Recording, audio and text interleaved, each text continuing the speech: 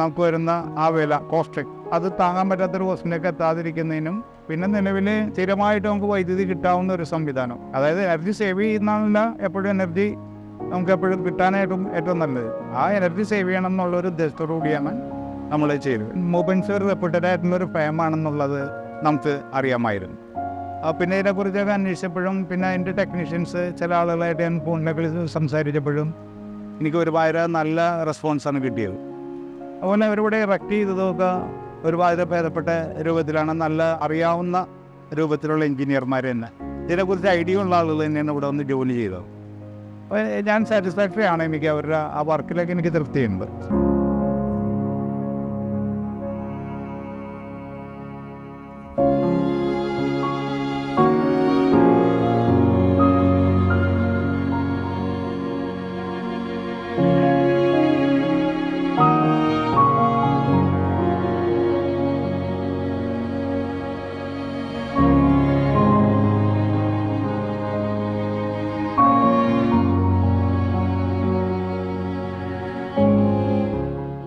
Installation ഏകദേശം 3-4 ദിവസത്തിൽ തന്നെ അവസാനിച്ചു. അത് ഇൻസ്റ്റാൾ ചെയ്യില്ല. അതിന് മുമ്പ് മെറ്റീരിയൽസ് കൊണ്ടുവന്ന് സ്റ്റാർട്ട് ചെയ്ത് മെറ്റീരിയൽസ് കൊണ്ടുവന്ന് 2 ആഴ്ച ആയില്ലെന്നാണ്. അതിന് മുമ്പ് തന്നെ വന്ന് ഒരു 3 ദിവസം കൊണ്ട് ജോലികളെല്ലാം തീർക്കും. പവർ നമുക്ക് കിട്ടി തുടങ്ങി.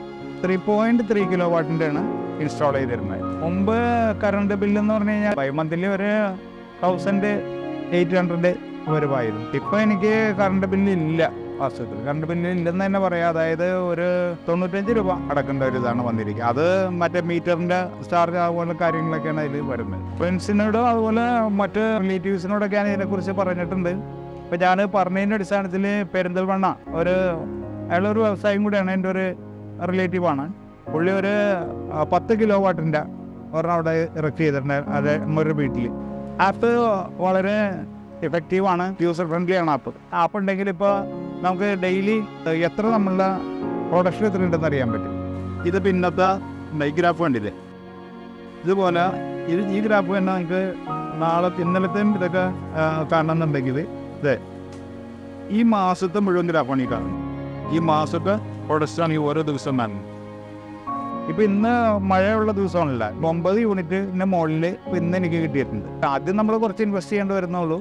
ബാക്കി ഇത് വെച്ച് പോയി കഴിഞ്ഞാൽ വളരെ നല്ലൊരു ഇത് തന്നെയാണ്.